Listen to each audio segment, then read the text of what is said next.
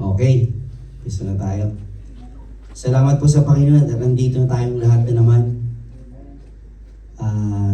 Thank you Lord dahil hindi ka tayo pinabayaan sa loob ng isang linggong lumipas.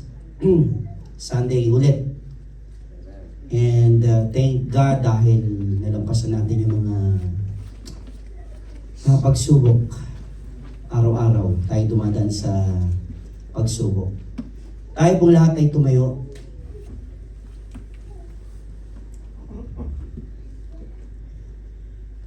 Tayo magpasalamat sa Panginoon. Marami pong may sakit ngayon. Kahit po ako, may namamalat ako eh. Iginom ko ng maraming tubig, medyo nagbago. Uso nga eh. Nakikiuso tayo eh.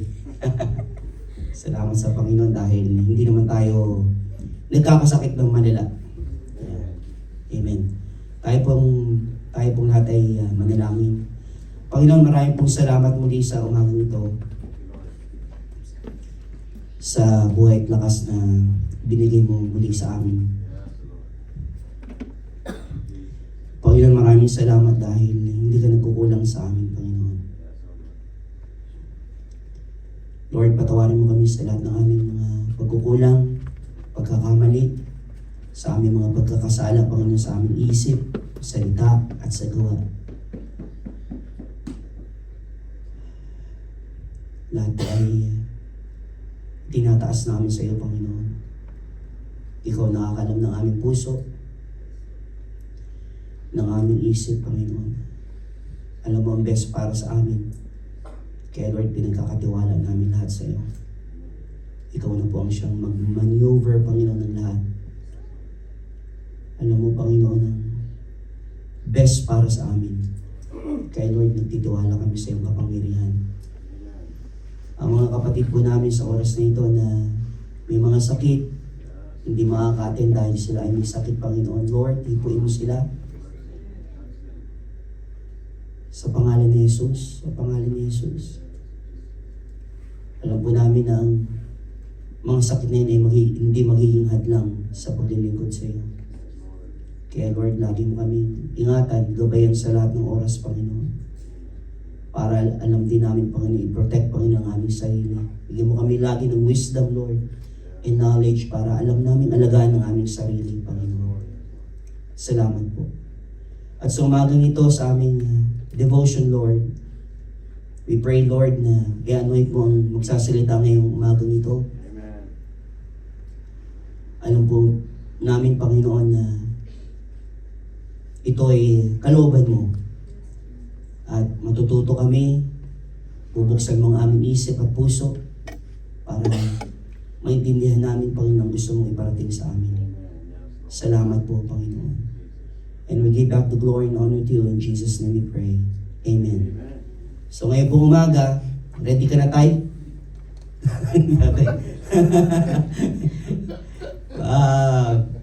Meron tayong magsasalita ngayong umaga. Isa-isahin natin lahat yan.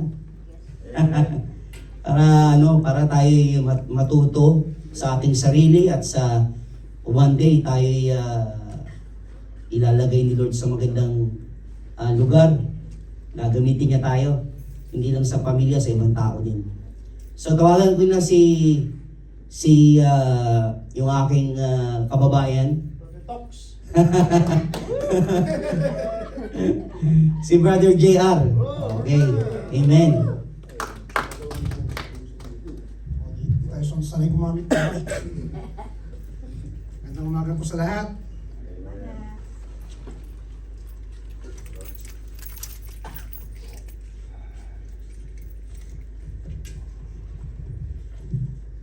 Nalagyan lang po tayo sa lit. Maraming salamat po sa umaga nito, Panginoon. Kami po nagsama-sama, Panginoon. At nabayan niyo po ang bawat isa sa amin, Panginoon. At kayo po ang gumamit sa akin, Panginoon. Kayo po ang magsalita sa aking boses, Panginoon. At kayo po ang mag-guide. Buksan niyo po ang isipan at ng mga makakarinig, Panginoon. Aking bibitawan sa ito, Panginoon. Sana ito magsilbing aral, Panginoon. At kayo ang magbigay ng liwanag sa isipan ng bawat isa, Panginoon. Salamat, Panginoon, sa matamis na pangalan ni Jesus. Good morning. Morning po. Morning. Ay.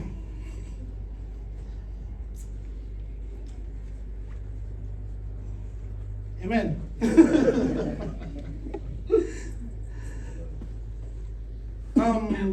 Kilala niyo po ba yung unang hari ng Israel? Yes. Siya po si Saul. Yeah. Pag-usapan po natin ay fear of man, pride and disobedience. Si Haring Saul po ay siya po ang pinili ng Panginoon para talagang pinuno ng mga Israelita. Siya po yung kauna-unahang hinirang na hari. At siya po ay napili ni Prophet Samuel.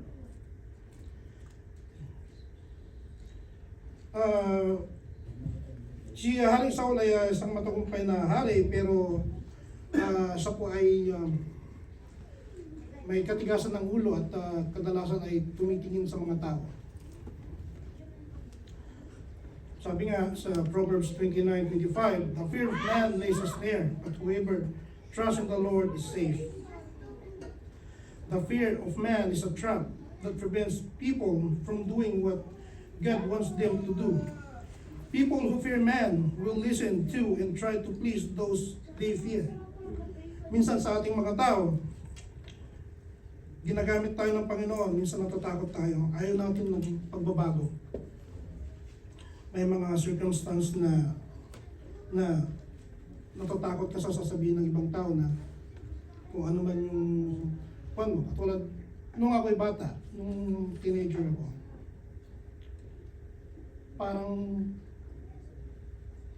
ilang ako sa mga tao na magbigay ng verse, mag-post ng about kay God. Kasi nakikita mo yung mga kaibigan mo na parang ang tingin nila sa'yo, napaka-holy mo. Yun ang magiging tingin nila sa'yo. At parang sa tingin mo, ikaw yung outside, di ko lang buka, parang iba yung mga to. So, nangyayari po yun sa atin. Natatakot tayo sa ano man sasabihin ng mga tao sa atin. Natatakot tayo na may masabi silang pangit o hindi natin gusto. At the same time, pag sinabing fear of man, hindi lang ito about sa takot, kundi minsan pleasing the people din dahil may mga church na napakagarbo, napakalaki, napakakuan, pero iba na yung kuan nila. They're not pleasing God. They're pleasing the people. Ang rason lang naman kaya nagkasama-sama tayo rito dahil sa isang rason. Para bigyan ng papulit pasalamat ang Panginoon. Pero ang iba, kinakuan nila yung kung anong sasabihin ng mga ibang tao. So si Saul nga ay pinili ng Panginoon. At madaming utos sa kanyang Panginoon, katulad nung pumunta sila, makikipagdigma sila sa mga Palestinian. Inutusan ng Panginoon si Samuel na sabihin kay Saul na magbigay ng alay. In 7 days at darating si Saul. Darating si Samuel. Pero si Saul, pagdating ng 7 days, hindi na naghintay. Pinangunahan niya ang Panginoon. Sinindihan niya na yung offering, hanggang nasunog. Tapos dumating si Samuel. Sabi ni Samuel, sabi niya, bakit hindi mo ako inintay? Sabi niya. Sabi ni Saul, sabi niya, naghahanda na yung hukbo ng mga kalaban, sabi niya, mga Palestinian. Yung mga tao ko, magkakagulo na. Kaya, inunahan niya yung kan, sabi niya, mali yung ginawa mo, sabi ni Samuel. Sabi niya,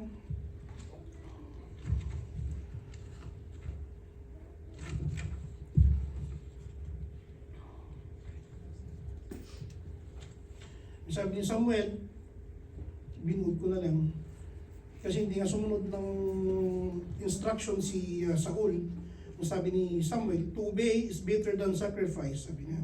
Sa Samuel, 1 Samuel 15:22. May katigasan ng ulong ito si Saul. At then, inutusan na naman si Saul na lipulin ng mga Amalekites dahil sa mga trabaho nilang hindi maganda. Inutos sa kanya na lipulin lahat sila. Pero itong si Saul, hindi niya na naman ginawa. Ang ginawa niya,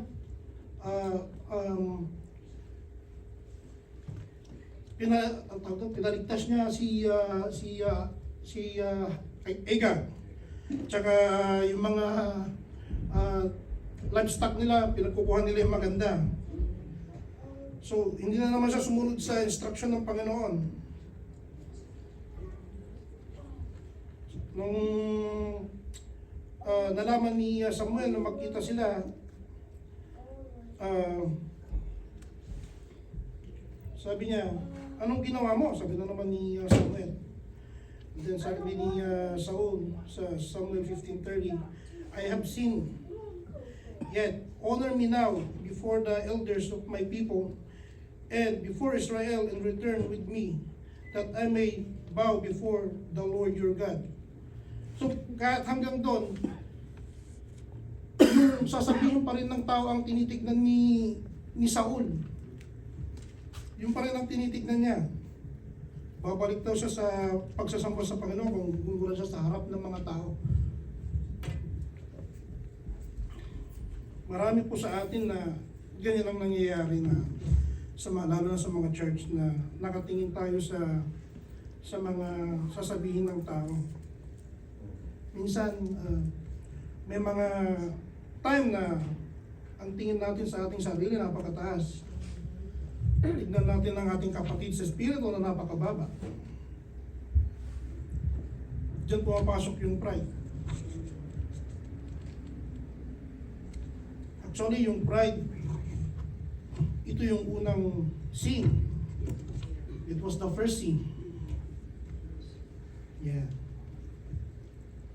Dahil sa pride na yan, si Lucifer nagkasala.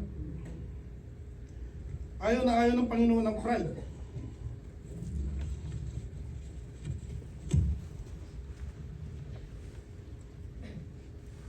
Pride is thinking too high of themselves, while humility is thinking of ourselves rightly. Dapat po maging mapagkumbaba tayo. Minsan napakataas ng tingin natin sa sarili. Sabi nga sa Proverbs 26:12, do you see a man wise in his own eyes? There is more hope for a fool man than for him.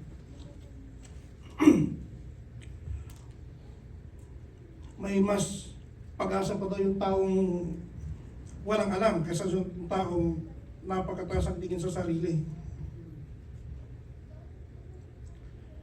Everyone who is arrogant in heart is an abomination to the Lord. Be assured, he will not be go unpunished. Sa Proverbs 16:5.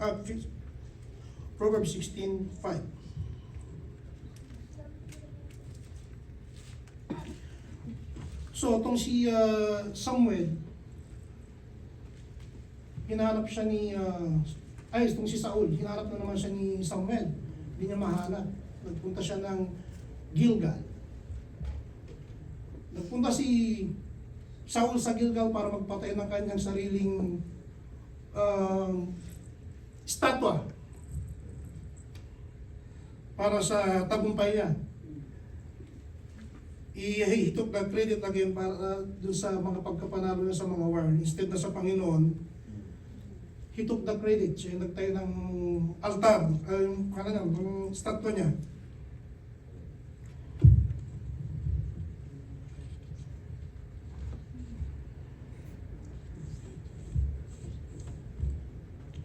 And then, nung nakalaban na naman nila ang Palestine, merong champion ng Palestine, si Goliath.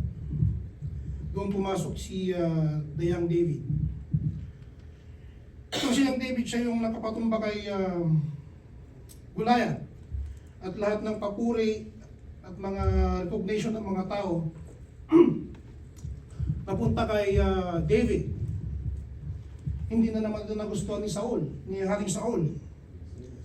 Serious na naman siya. Sabi ni Saul, bakit siya na lang yung pinapapurihan? Samantalang ako yung hari.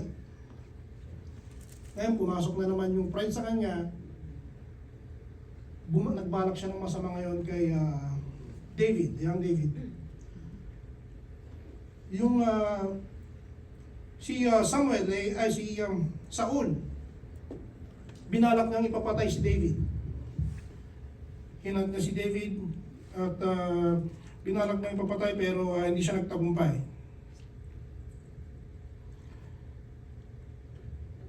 Bumagsak si Haring Saul ng lubusan dahil sa katigasan ng kanyang ulo, sa kanyang disobedience, at sa mapagmataas sa sarili.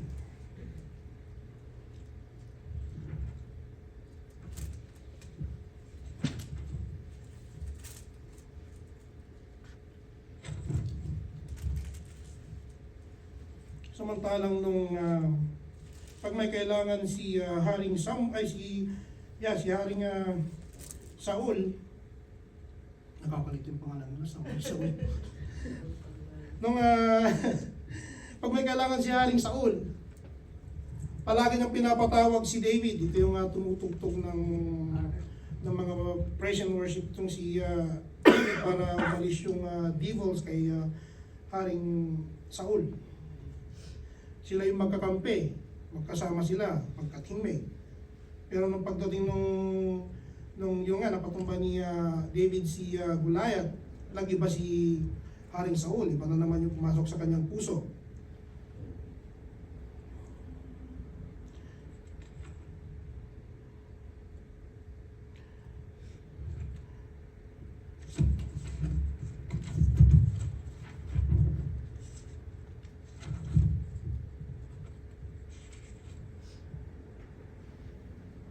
Sabi nga, di ba, sa Proverbs kanina, yung binasa ko, sabi niya,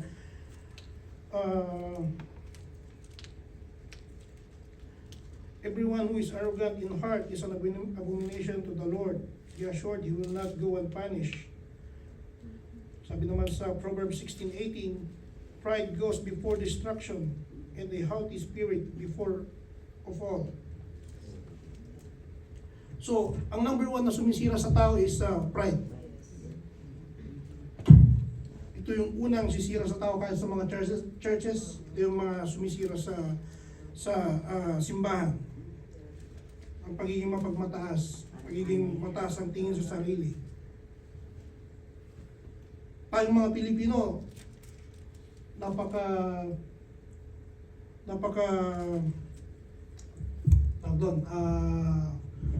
magalang natin mga Pilipino. Dadaan ka lang sa harap ng mga tao, excuse me po, makikiraan po. Pero paglagpas mo, kasi diyan pa nag-uusap ng mga ito eh. Anong nadaanan diyan pa nag-uusap, sabihin mo. May masasabi at may masasabi ka.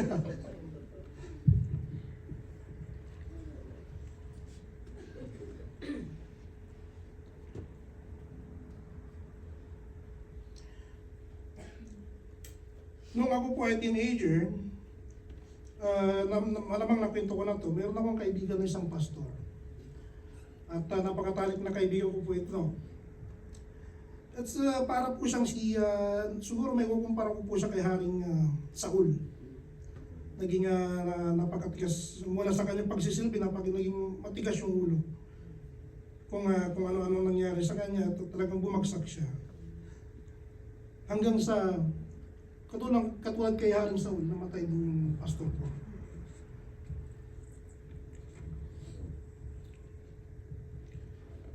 Hindi na sinunod yung mga tungkulin niya, kundi kuna niya yung pleasure of man. Sabi sa Matthew 5:8, blessed are the pure in heart, for they shall see God. Essentially, highlighting the importance of a pure heart, even in the one doesn't outwardly express it through speech. Minsan, minamalit natin yung mga, lalo na sa mga churches, may mga minamalit natin yung mga kapatid natin sa Espiritu dahil nananahimik lang sila dyan. Tapos tayo, buka tayo. Pero hindi natin alam minsan, mas malalim pa pala yung kung nila sa Panginoon.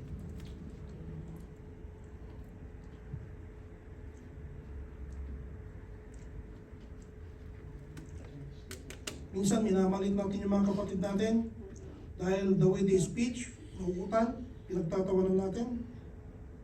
Minsan makita mo yung paanong nung ka-church natin, dry na dry yung paa nito, hindi man makapag-lotion.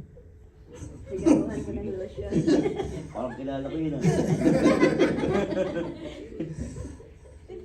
Samantalang pinakita ni Jesus na how to be humble. Kung matatandaan nyo, si Jesus nga, hinugasan niya yung mga paa ng kanyang mga disciples. Kung makikita mo, si Jesus nga, ang nilalapitan niya yung mga sakit na nakakahawa, mga nakakadiri. Yun ang kanyang mga nilalapitan. Wala akong makitang na ang mga kinuha niya, yung mga good-looking person.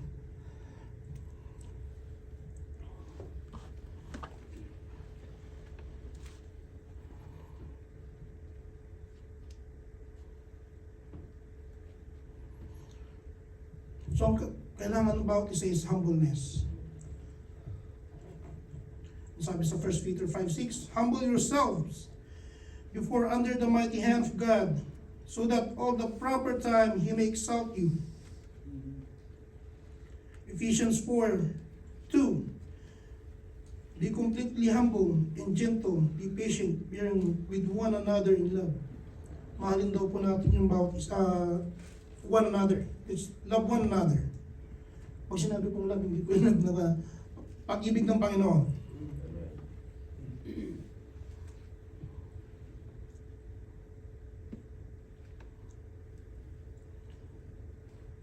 Katulad po ni Haring Saul nung nireject po siya ng Panginoon.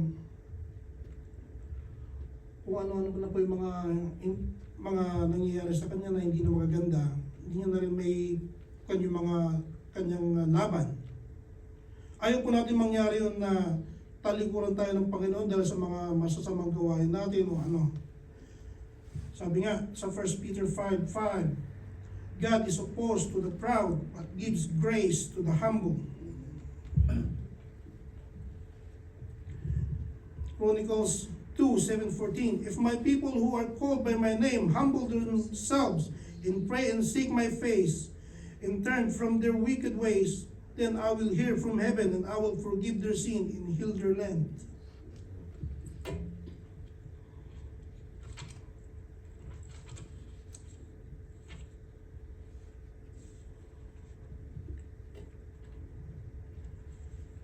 So nakakalungkot po no pag makikita mo yung mga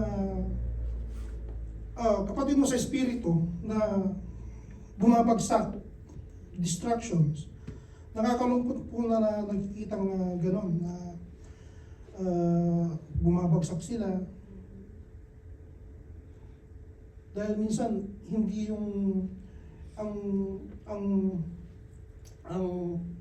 kung nila is hindi about kay God eh. Hindi siya yung talagang kung nila is hindi paglilingkod sa Panginoon, kundi paglilingkod sa tao. Nakakalungkot na makita ang gano'n and then bumabagsak. Madami akong pinagdaanan simula nung bata ako. Meron din akong teacher nung youth ako sa Youth Bible School sa Foursquare. Meron akong teacher na naman. Yung teacher kong po yun, siya yung nag-handle ng Bible School namin. Ang kanyang napangasawa is siya yung pianist ng music ministry. Hindi mo akalain na yung teacher kong yun is nagpakamatay. Dati ko siyang teacher, nagpakamatay siya. Kung hindi ako nagkakamali, nagbigti. Yep. Yun ang pagkakakuan namin na siya ay nagbigti. Siya yung teacher namin nung nung youth kami. So, may darating na mga pagsubok sa atin, pero dapat huwag tayong bumitaw. Kasi kung titingin tayo sa tao, kung sa tao tayo titingin, babagsak tayo. Katulad nga pinapanood ni Pastor na yung preacher na nagkasala, na may nagawa. Kung titignan mo yung nagawa ng kasalanan, babagsak ka. Hindi dapat sa tao ang focus mo, kundi sa Panginoon. Kasi pag sa tao ka nakatingin, pag tinitingnan mo, katulad ako, nung bumagsak yung pastor ko, pag sa kanya ako nakatingin, malamang wala na rin ako ito, wala na rin na kwan. Ganon kasi yung nangyayari pag sa tao tayo nakatingin. Talagang babagsak tayo sa mga nagagawa.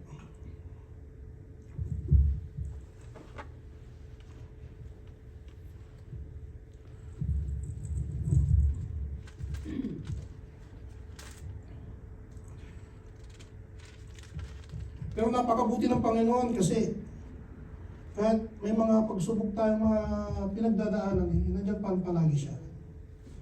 Siya yung palaging subaybay sa atin, na palaging nag-aalaga sa atin sa mga pagsubok na anumang mga pinagdadaanan natin. I think short lang po yung kwan ko.